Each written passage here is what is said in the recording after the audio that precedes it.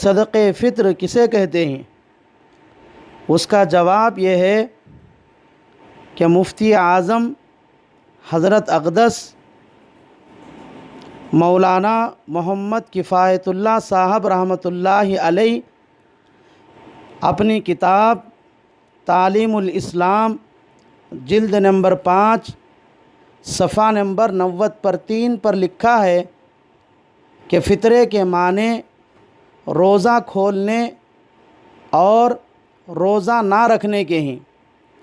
اسی لیے رمضان المبارک کے بعد والی عید کو روزہ کھلنے کی خوشی منانے کا دن ہونے کی وجہ سے عید الفطر کہا جاتا ہے۔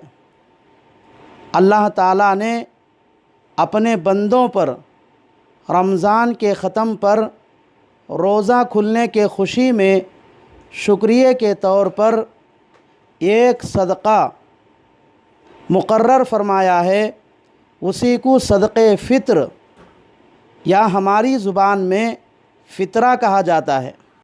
کہ صدقے فطر کے اور بھی کچھ نام ہیں، جیسے زکوٰۃ الفطر، زکوٰۃ رمضان، زکوٰۃ الصوم، صدقۃ الصوم، زکوٰۃ الابدان، لیکن عام اردو بول چال میں اس کو فطرہ کہا جاتا ہے۔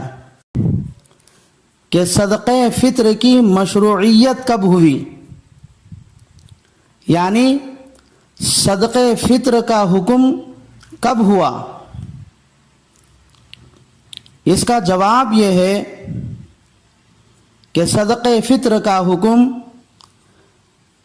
سن 2 ہجری میں آیا ہے، کیونکہ روایتوں سے معلوم ہوتا ہے کہ سن 2 ہجری میں جو رمضان آیا ہے اس میں رسول اللہ صلی اللہ علیہ وسلم نے عید الفطر سے 2 دن پہلے خطبہ دیا، اور اس خطبے میں آپ صلی اللہ علیہ وسلم نے پہلی مرتبہ صدقے فطر کا حکم دیا ہے۔ کہ صدقے فطر کی شرعی حیثیت کیا ہے؟ فرض ہے یا واجب، سنت ہے یا نفل؟ اس کا جواب یہ ہے کہ صدقے فطر فقہی حیثیت سے واجب ہے۔ کہ صدقے فطر واجب ہونے کی غرض اور اس کی حکمت کیا ہے؟ اس کا جواب یہ ہے کہ صدقے فطر واجب ہونے کے 2 فائدے ہیں۔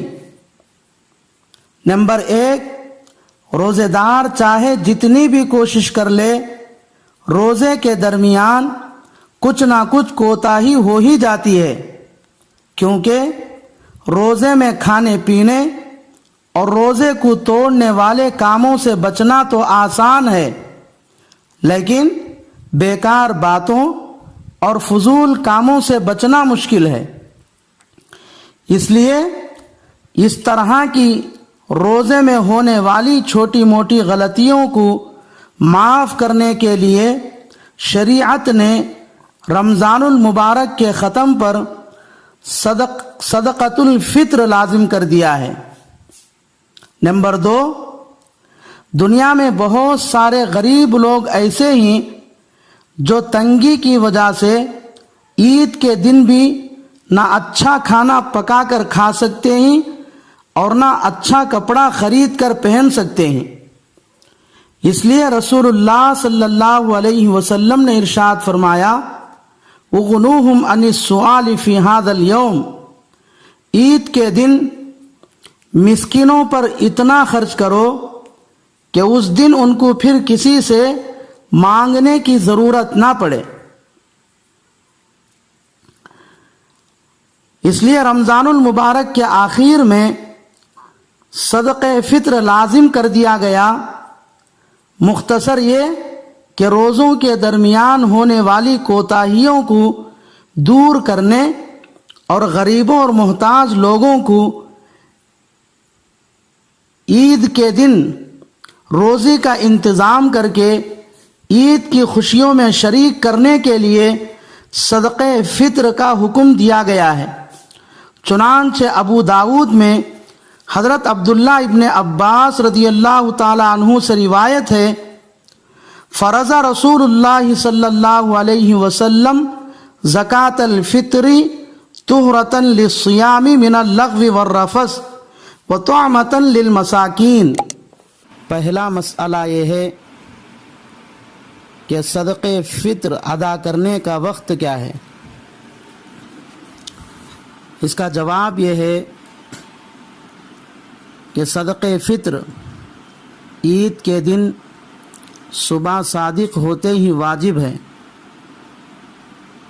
اس لیے عید کی نماز کو جانے سے پہلے صدقے فطر ادا کرنا چاہیے۔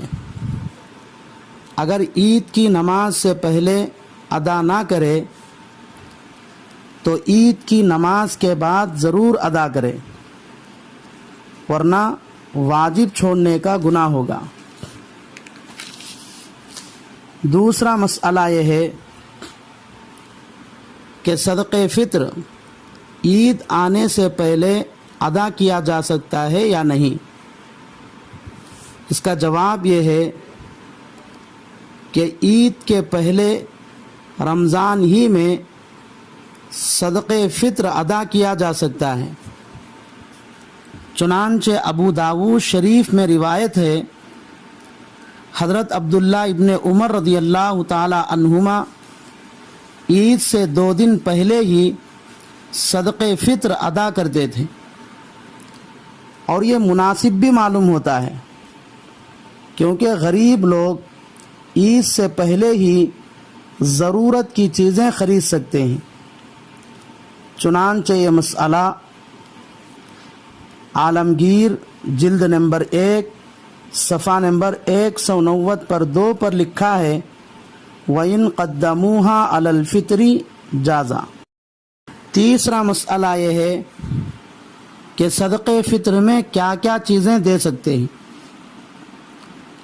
اس کا جواب یہ ہے کہ صدقے فطر میں گھیوں، جو، کھجور، کشمش، اسی طرح ہر قسم کا غلہ یا ان کی قیمت دینا جائز ہے۔ چنانچہ یہ مسئلہ تعلیم الاسلام جلد نمبر 4 صفحہ نمبر 90 پر 5 پر موجود ہے۔ چوتھا مسئلہ یہ ہے کہ صدقے فطر کی مقدار کیا ہے، یعنی صدقے فطر کتنا ادا کرنا ہے؟ اس کا جواب یہ ہے کہ صدقے فطر میں اگر گیہوں یا گیہوں کا آٹا یا ستو دیتا ہے تو نصف سا دینا ہے، اور نصف سا کی مقدار موجودہ وزن کے اعتبار سے 1 کلو 570 پر 4 گرام 640 ملی گرام ہوتی ہے، یا اس کی قیمت ادا کرنا بھی جائز ہے۔